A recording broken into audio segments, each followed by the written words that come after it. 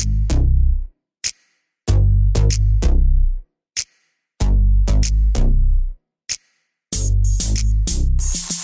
guys, welcome back to InsecuriTEA, the official recap podcast for Insecure on HBO. I am Crissle. And I am Hey Fran, hey. And we had a great time last week with episode 1, didn't we? We sure did. It opened with a bang, literally. Yeah.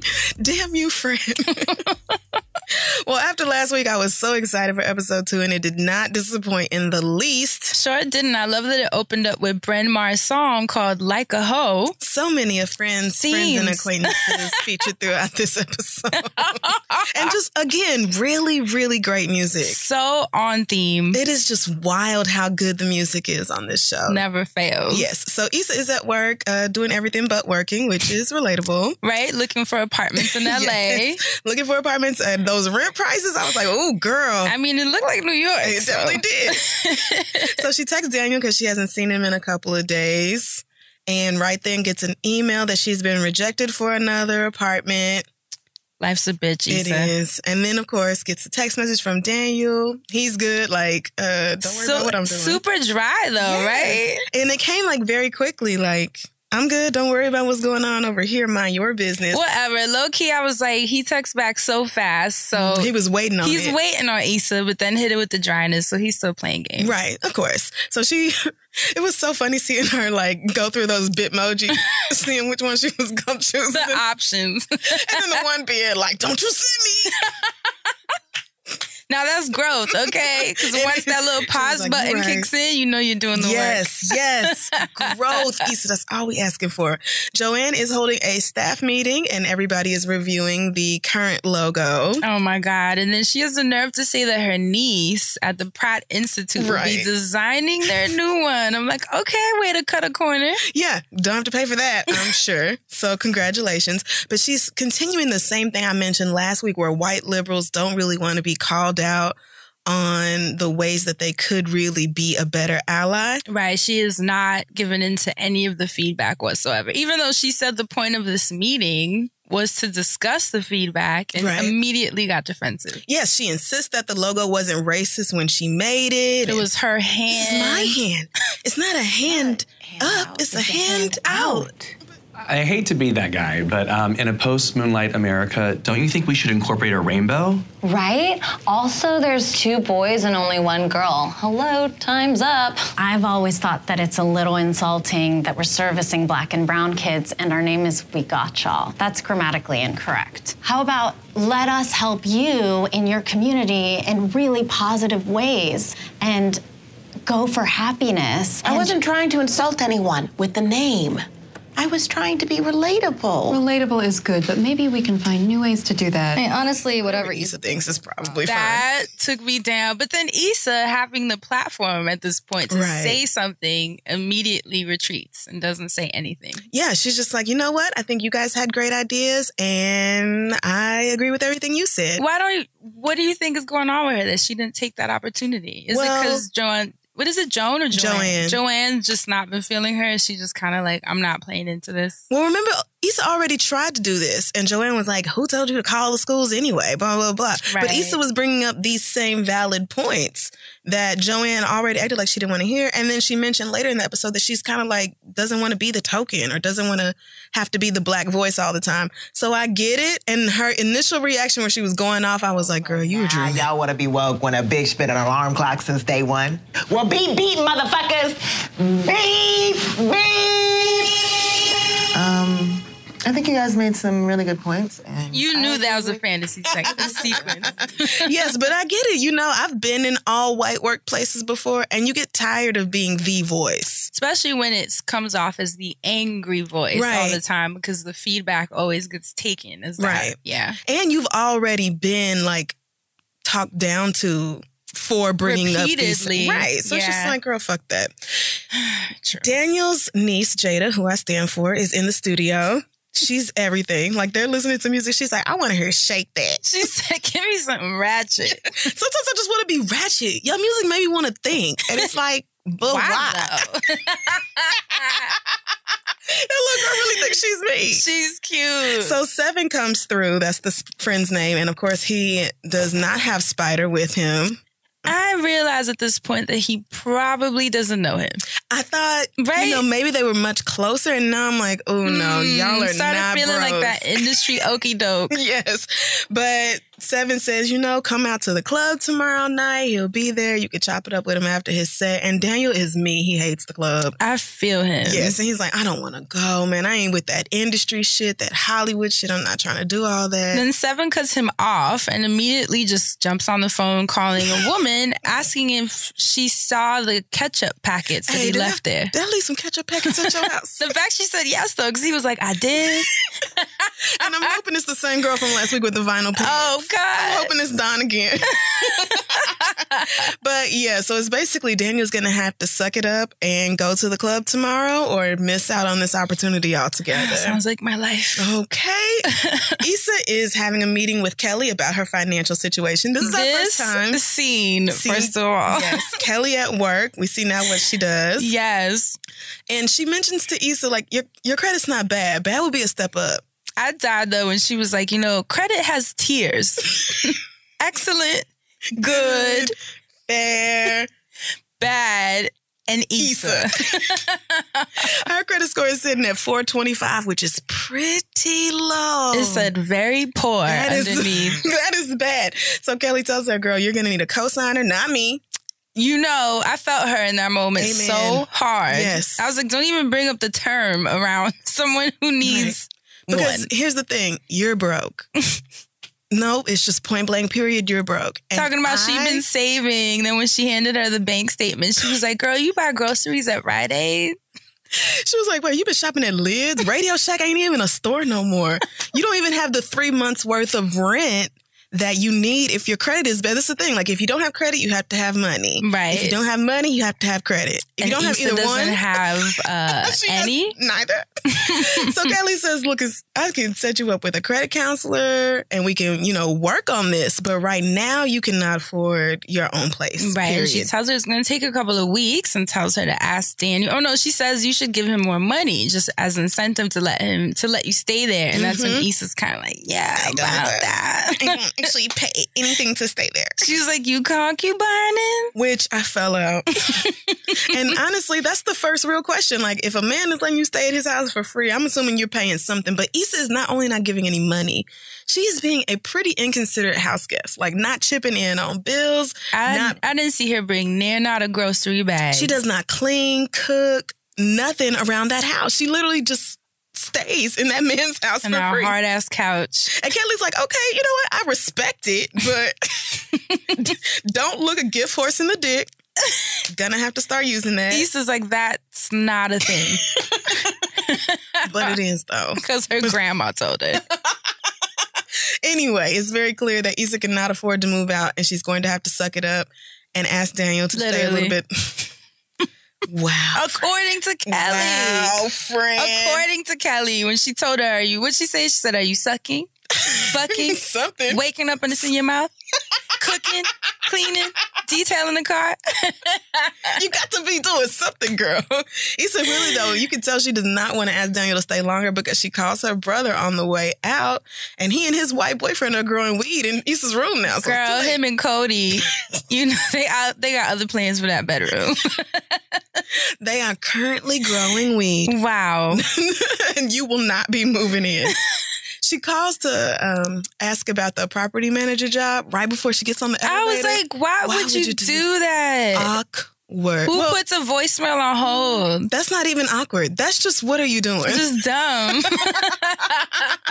Issa got too much going on. Self-sabotage, man. Daniel's at Vanessa's house. Vanessa's the young lady we met, kind of met last episode. We heard, we should say. Yes, we heard Vanessa. That we did. And contrary to popular belief, Vanessa is not really giving a fuck about Daniel at all. I no longer think this is someone who likes him. No, I do not either. No. She is getting dick from Daniel, and that's all. Did you see how she got up from the bed to sit at the table or the desk? I was like, ooh, red flags all over. Oh, no, that's me. Well, I was like, good for you, girl. And shout out to the V-Lone, which is ASAP Mob's clothing line. So this is yet another, man, Issa's so dope, yo. How she just like puts that in there with the details. Yes, but Vanessa's like, so it's weird that you've been here 3 nights in a row. Don't you have other chicks to bother? Which I love. That's great. That was a very Crissle line. Meanwhile, I was hurting for Daniel. I'm like, he is just... Yeah, I'm supposed to go to the show tonight at Fedodo. Ooh, Fedodo is so tired. It literally means go to sleep. Yeah, but I gotta go meet this artist, Spider, there. It's so thuggish up in there. Right, but I mean, you know, dude's music is kind of dope. Be a good look. Shit. Lonzo ball canoodles with Alexandra Shipp. And they're both wearing Balone. I love light skin love. You've never heard that phrase. But yeah, he's talking about this is a big opportunity for me. This is something I care about. And she could not care. She's like, so the orgasm's over, so I need you to be on your way out my door. She's like, yeah, so good luck. So yeah, I'm a holla. She literally could not have cared any less. Poor Daniel. I mean, okay. Issa and her coworkers are having lunch. When she pulled out them Nature Valley bars, I was like, oh, girl, I've been there. And that sandwich. It was so good. It was times so good. Are hard. Yes, times are very fucking hard. I'm not paying nothing for lunch. But that just made me think, she better be getting like, she better at least be buying her own damn bread and jelly, girl. Because I'd be damned if you eating up my groceries too. I'm pretty sure there's Daniel's bread. Oh my God. Because I haven't seen her. Issa, that is so trifling. Are you eating that man's groceries too, girl? That is trifling. Oh, shit. I love this scene because Kitty talking about how she's on her all dessert diet. And then brought up Dr. Oz. Sarah was like, how did they spell Oz? She was like, it's science. You eat sugar and then you eat more sugar and it cancels out the sugar. Okay, girl. Low key, I was like, I'm going to have to research this. That's just because Fran wants to eat a bunch of candy. Fran is like, can I go on a Starburst and chew it now later diet?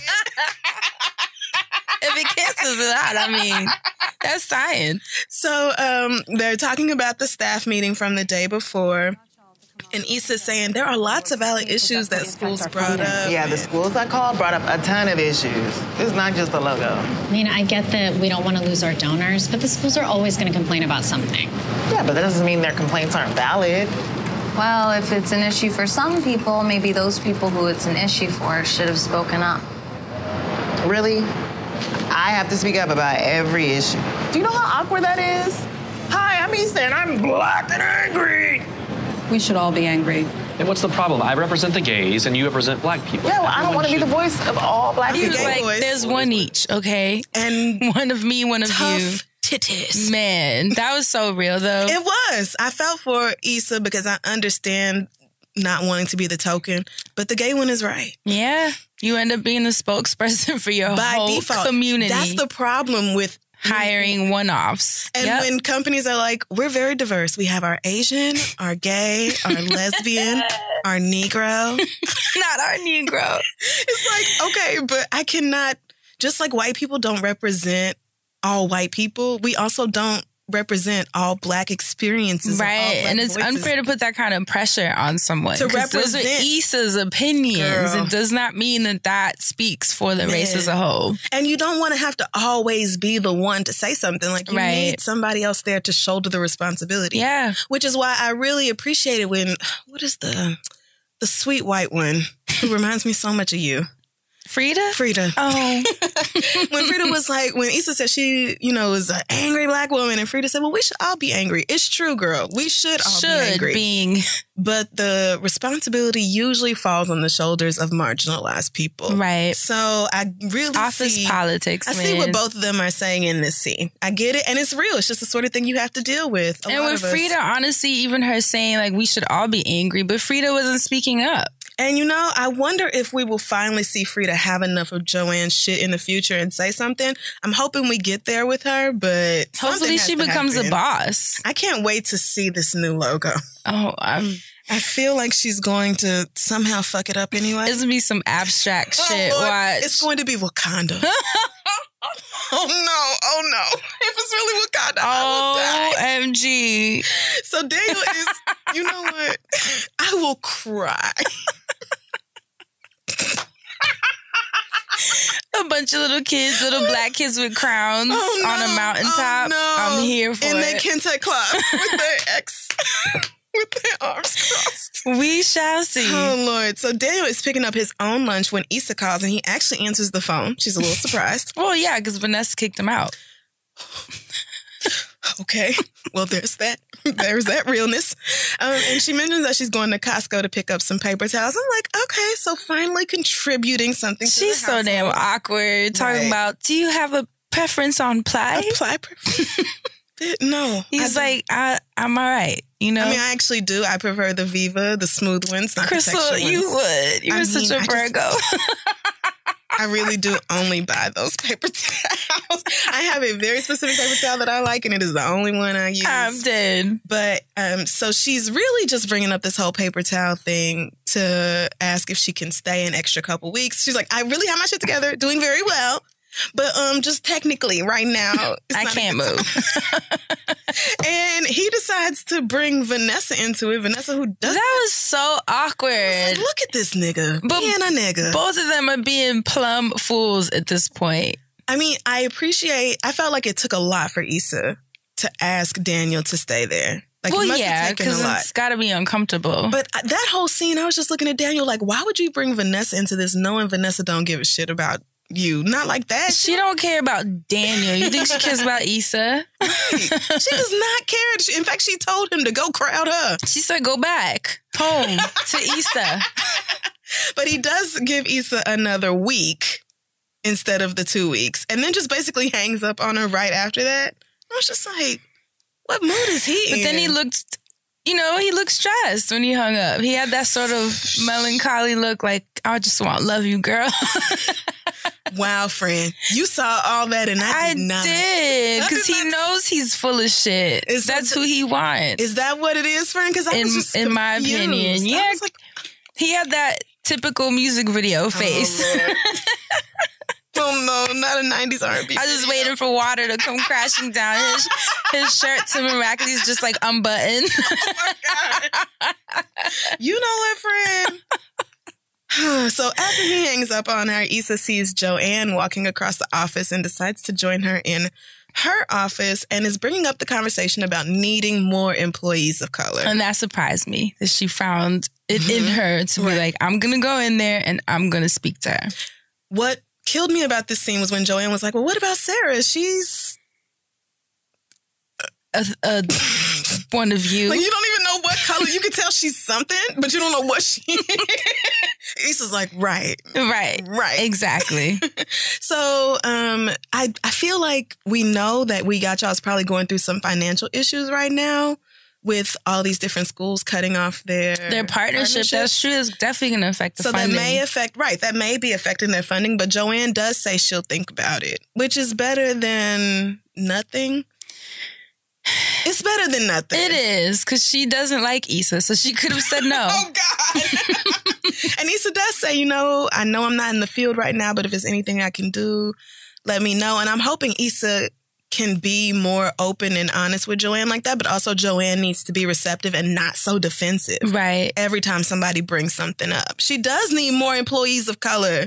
Girl, you claim to serve these communities. These kids need to see somebody who looks like them. But what do you think they should do, though? Because, nonprofits, it's not like they have the funding to just bring on a rack of employees. True. You know what I mean? So would she fire the white ones and bring on people of color?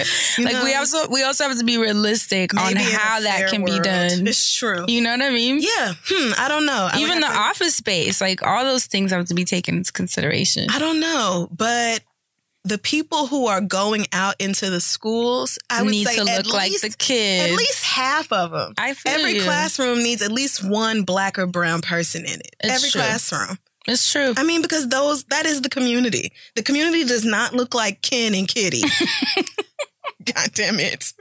So Issa is home at Daniel's house, finally being a halfway decent house guest. Cleaning up. She yelled. Was that a spider? Scream, that dead spider behind the toaster. It was the same scream she did in the lift fight when the boys were fighting in the backseat.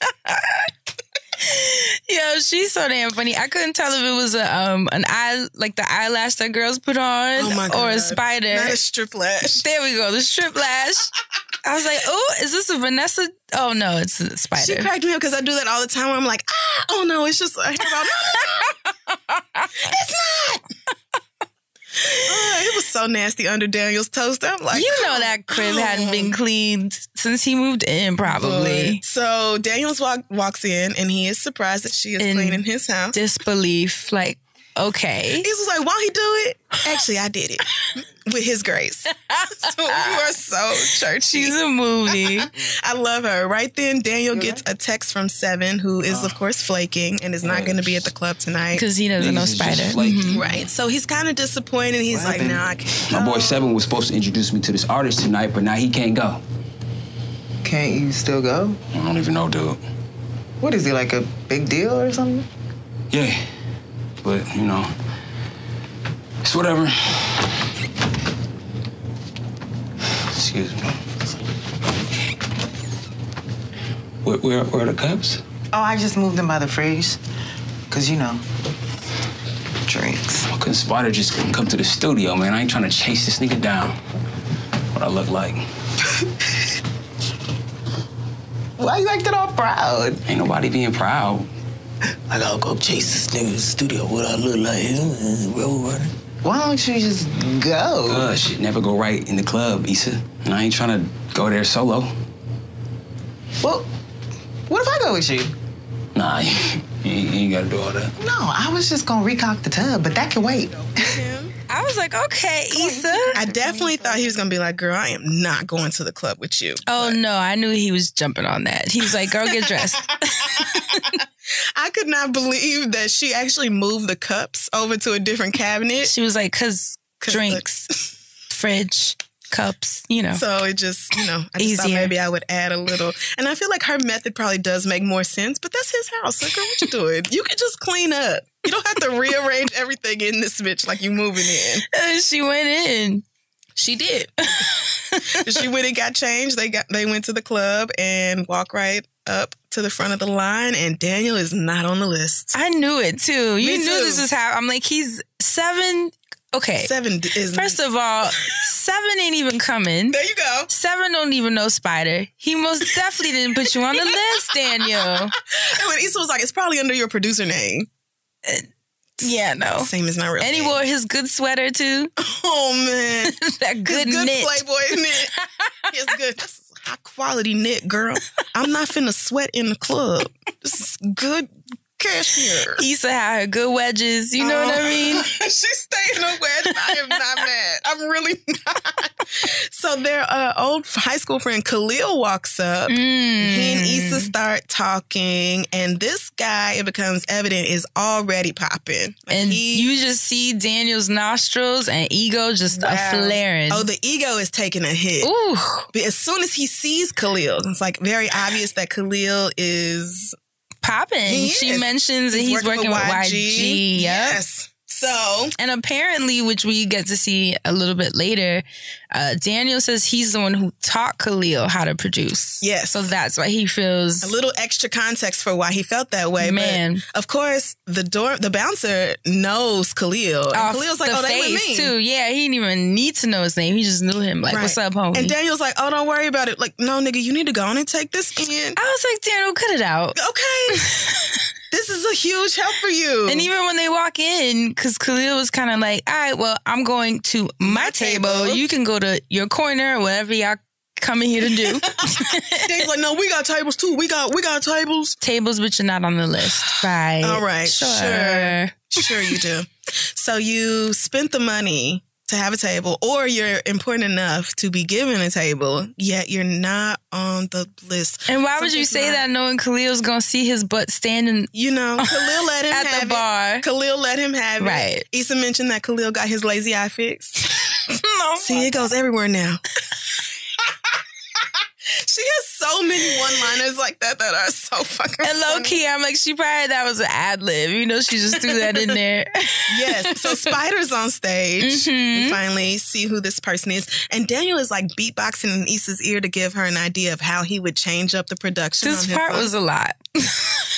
I love musicians, but I was like, don't beatbox in my ear. This is what they do. This is what they do. Yeah, they do. Just like singers will just vocalize over anything. Oh, God. All the time. I was like, please stop. But Daniel's remix is better. I like it. Yeah. I like it. Sure. Maybe didn't need to happen right then, but I liked it anyway. You totally could have played this for me later. Issa offers to buy them drinks, and Daniel's like, I know you're broke. You don't have to do this. And then going, yell, make sure your car don't get declined. I'm like, bruh, you ain't got to yell. It's funny, but also you can tell he's still a little bit in his feelings. You know, feeling a little bit like, kind of taking some L's here. Back to back in this clubhouse atmosphere. Anyway, Issa goes up to the bar and is trying to get the bartender's attention. He dancing though, so no, he ain't got time for that. And the nigga next to her asks if she's trying to get faded. With his cute little braces that were green for the money. They green like his money. Girl, don't act like you don't know. While Issa is at the bar, Daniel is still standing at this table, and two girls walk up thinking that he was Seven's weed man. And the way they just walked away, I was like, wow, he's just taking hit after hit. As soon as they found out he didn't have no weed. This club idea was not a good one. Well, Mr. Green Braces bought 2 drinks for Issa because her friend Danielle. Yo, Issa took a risk. Listen, she did. She took a risk. Could you imagine? Because you know when you're at the club and you agree to letting a dude buy you a drink, you are now married to this man. There's a GPS on your ass from that moment forward. He's going to find you. Yes, he is. Until the end of, no matter where you go in that club. That's why I'm like, he let her walk away with 2 drinks? Yeah, and did not harass her again later?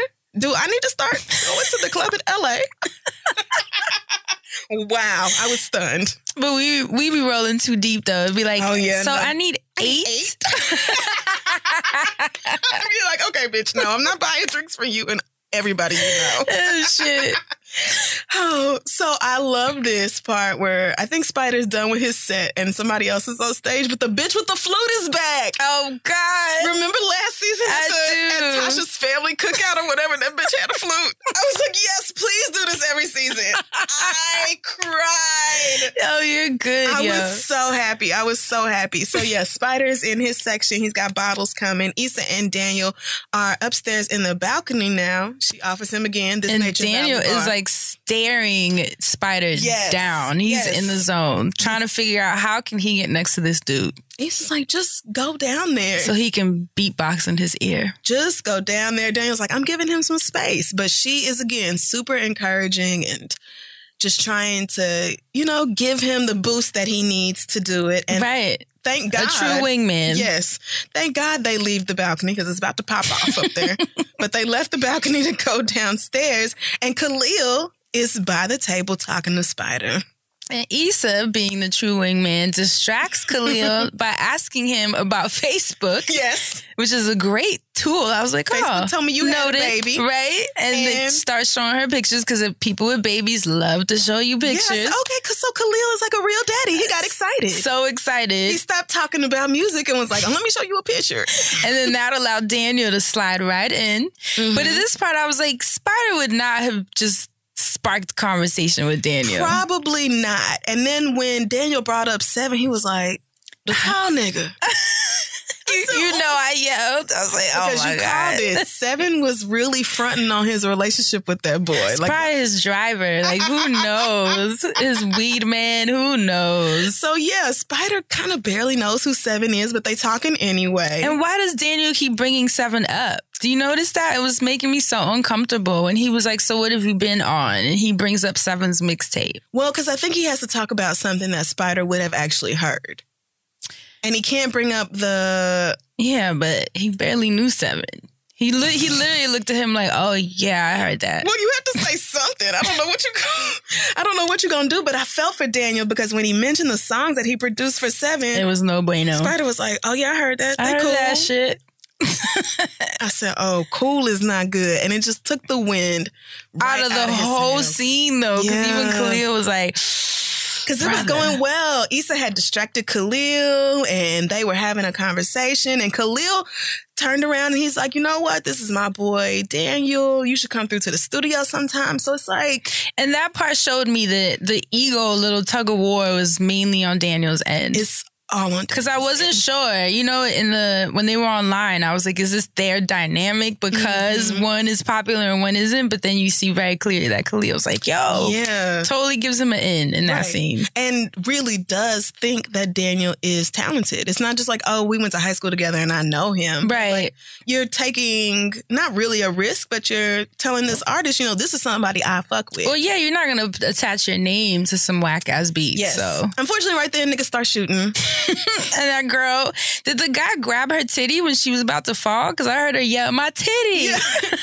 I think she probably just banged it into something. Oh, I thought he like took advantage. I was like, what the fuck? Oh, no, I don't In the middle of a shootout, a girl's falling down the stairs and you grabbing titties. No, I mean, not that I would be surprised. I would not be surprised either, but I think everybody was just trying to get the fuck out. Got you. Daniel covers Issa, and I don't know how they got out of there, but they did. They make it to a burger spot, and Daniel is deflated. So deep. He is all the way in those feelings. Talking about, you know, man, what if I had been shot tonight? It would be unknown SoundCloud producer found dead. I'm like, God, this is morbid as fuck. Right, and then Issa talking about, what'd she say? Lyft driver. Broke ass. With a poor credit score. Which in that moment, I was like, Issa, you just told him earlier in the day that your credit score was good.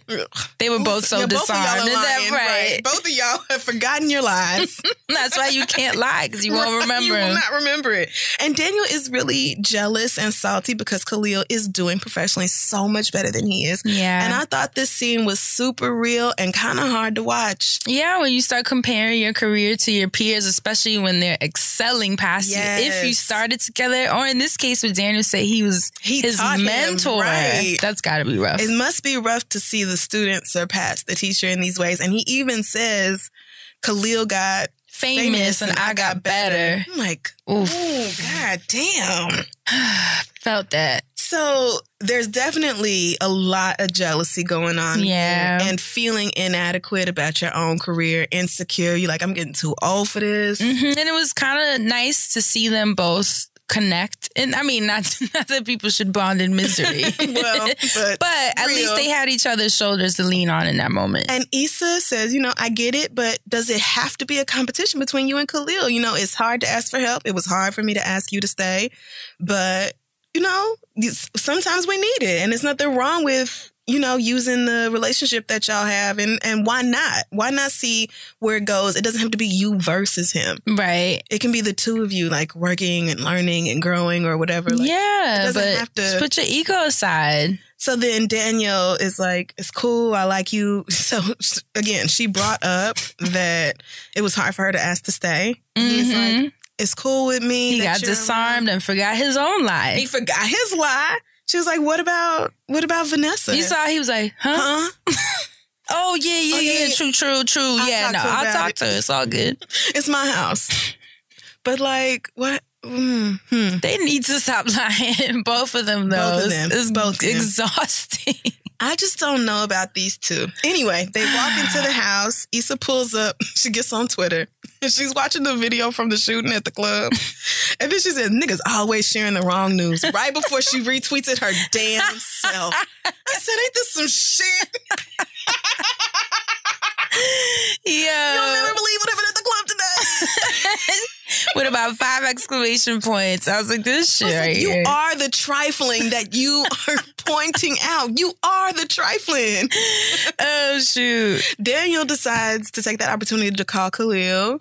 Which I thought was cool. And it actually went well. And it actually worked. And hopefully Khalil is not giving him the industry okie doke. I mean, I really don't think he is. The fact that he was like, come through tomorrow or hit me up tomorrow, you know? Yeah, like, let's really do this. Yeah, because I'm sorry, an industry okie doke is like, hit me up sometime next weekend. And then you never exchange numbers. I mean, just saying, it happens all the time. Yes, it does. So he gets off the phone and he like visibly exhales, like he feels so much better. I'm like, see, look at how Issa is contributing to your life. There was so much hope in this scene, right? All of a sudden you saw like the skies started clearing, the grays, because he had that moment with Khalil. And then right then and there, Issa gets an email from the project manager position. A voicemail. A voicemail, I should say. She checks her voicemail. And they let her know that they're interested, which amazed me. I'm like, even with that jacked up ass voicemail she left in the elevator, yes, they still wanted to have her come in. But a property manager job is clutch because I don't think they free pay housing. Rent. Right. That's the perk. That is like, absolutely I will. And I would love to see Issa interact with apartment tenants. I would not. I think she would be terrible. That is going to be so funny. But he asked her if she's good. And she's like, yeah, it's just this couch that I'm super grateful for. And he starts giving her a massage. Oh, God. I'm like, here we go. And he says, I'm going to be up late working. So, you can sleep in my bed. And of course she's like, oh, okay, thank you. Bet. I don't blame you, girl. I would be ready to get in the bed too if I had been on the couch for 2.5, 3 weeks. I'd be like, oh no. And it makes sense because remember in the opening scene, you see her kind of like in her desk chair doing like chiropractic stretches. So this back pain has clearly been following her all episode long. But now we see why she's right. Well, I mean, and it makes sense. That hard it's not a super long couch anyway. But Daniel's over at his table or whatever, working on his home music. off. What is it? His home studio. There you go. Yeah. And instead of going to get straight in the bed, she goes over with him and she's listening. I'm like, here we go. That's such a Fran moment. I was here for it. And they are bobbing their heads right into the credits. Fran. Oh, and please let me take a moment to shout out that the song that he is quote unquote producing in that moment, which obviously he isn't because it's my friend's song. Oh, wow. Okay. Who is your friend? I have to shout out Xavier Omar and Anna Wise. This is a collaboration they did called Easy. And I love it because we were just saying how beautiful. Such a beautiful song. Amazing way to close the show out. And of course, I was pleasantly surprised that it was my friend singing. But I will say that it was cute because in that moment, they just seemed hopeful, like things were clearing up. And then the song is talking about life being easier because it's me and you. Oh, God. Yes. Oh, God. See, I see exactly, well, I won't say I see exactly where these two are going, but what do you think? This mutual support and shit, that's how people catch feelings. I'm here for it. It's time, Issa. Is it time for a relationship, though? I feel like Issa should be fucking around. What about fine-ass Nathan? You're right. But, I mean, she already did the rotation. Remember, she was sleeping with her neighbor, the downstairs neighbor. I forget who else. Oh, that was so funny. Remember? Yes, I do. I don't even remember who else was on the roster, but it didn't seem to really work for her after a while. She got over it. Fine-ass Nathan has to come back. I mean, I just don't know. That can't be it for him. No, he's definitely coming back. We don't know how, but prediction. Okay, I was just about to ask. Maybe she takes the property manager position, which I totally think she should not. But she's most likely for the show going to take it and watch the building have Nathan in it. He's going to be one of the tenants. Okay, so why should she not take the property manager job? Because Issa is not attentive to detail enough to be dealing with people. Like, come on, you're dealing with people's housing problems. You think she's really going to be caring about that? It's not like a passion of hers. She just wants free home. Well, I don't know how she can do both. Can she be a property manager and work at We Got Y'all? I don't think so, because from my understanding of property management, that's a lot of work. Right. Like, it takes your whole life. Right. So, one's got to go. Maybe she'll leave We Got Y'all and Joanne realizes that they really do need black people around. Well, if you're the only one you have leaves. And we did not see anything from Molly this episode. What do you think my girl's over there doing? Fucking up some more with Dro? Not talking to him at all? What's happening? She's definitely still on the couch with him. Okay. He's probably made breakfast, still answering calls from his wife. I don't see anything changing between those two. I really don't. I really want to believe that she is not talking to him and throwing herself into work. Yeah, no. Miss Know Better, Do Better is somewhere on that kitchen counter, and it ain't doing work. I really want to believe that my girl is not still playing herself like that, but we will see. We shall see. Next week on Insecure Friend, any other closing thoughts or predictions before we get out of here? Lawrence, we miss you. No, we do not. Nigga, we do not miss you. You can stay wherever you at with a partner or whoever you fucking these days. We do not miss you. Those are my only predictions. Okay, well, that is going to be it for this week's episode of Insecurity. Make sure you follow this show at InsecuriHBO and follow our conversation throughout the week with hashtag InsecuriTEA. And we will be reading them, engaging with you guys. So, of course, y'all are a mess. You guys are funny, sharing your hot takes. And my favorite part is that you guys catch a lot of things that sometimes we don't. So, yes, we'll add it to the show. All right. And we will see y'all next week. Bye. Insecurity is a loudspeaker studio production. Our producer is Matt Raz. Our editor is Ty Worley. Join in the conversation on social media using the hashtag InsecuriTEA. And don't forget to follow at LSN Podcasts.